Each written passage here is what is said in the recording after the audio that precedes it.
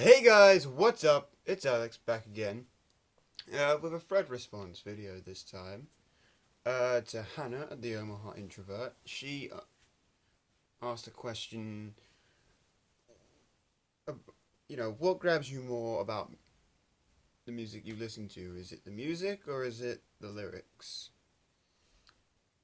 Now, I guess instead of going into too much detail early on, my answer is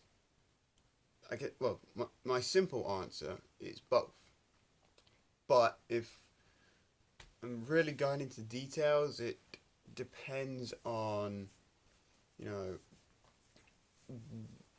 what type of music I'm listening to. Because obviously in jazz music, where lyrics aren't necessarily a forefront, I don't need lyrics to enjoy the music. For example, John Coltrane, my favourite things, not a single lyric to be found, just music. But I really enjoy the music on that. And also, going back to the lyrics side of things staying on the topic of the music side of things, iconic riffs and iconic melodies and whatnot.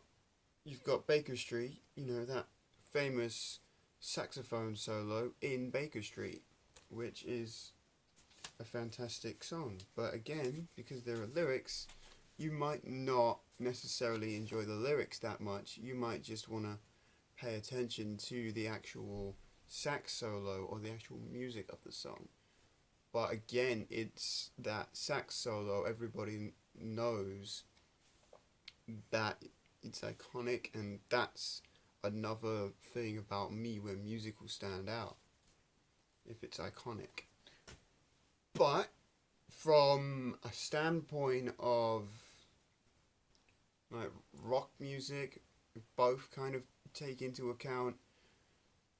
I guess technically with rock music, Alan Parsons Project, I know it's progressive, but so there's not going to be too many lyrics involved. But again, it's probably like one of the only examples of rock music where I don't need lyrics to enjoy it. It's progressive rock. But, well, you can call it progressive, you can call it what you want, but it's still an album that has lyrics, but I wouldn't need lyrics to enjoy it, if that makes sense. But, again, going back to the statement of,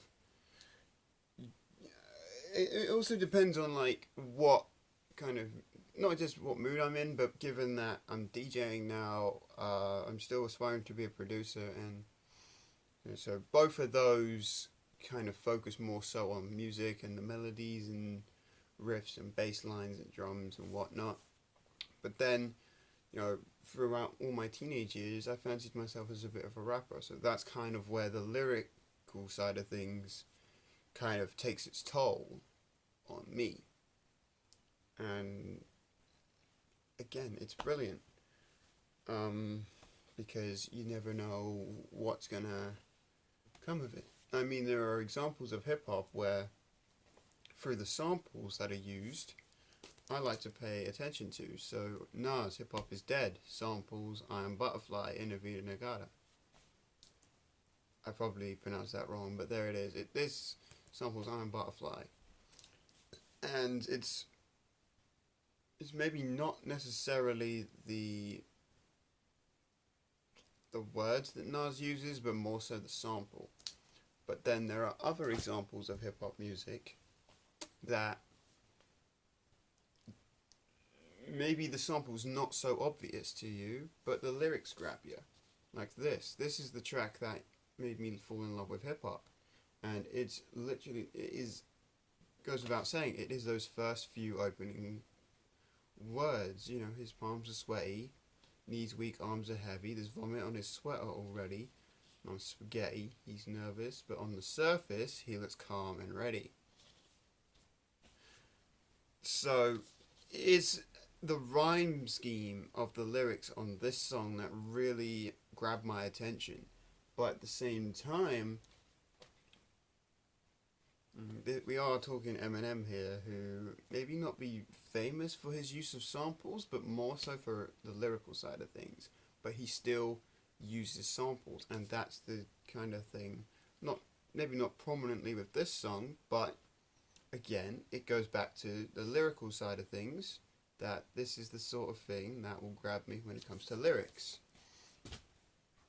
As well as slow jams, because with slow jams I'm not really paying too much attention to the music, I'm paying more attention to the words, and that's where this comes into play, is Stevie Wonder, I Just Called to Say I Love You, just for an example of a slow jam that will grab me because of the lyrics. And it is a really, really good tune. So again, I had to show this, pull it out for an example, but you kind of catch my drift when I say this is about the extent of a slow jam that will, or this is kind of the perfect example of a slow jam where I can listen to lyrics to and more so than the music.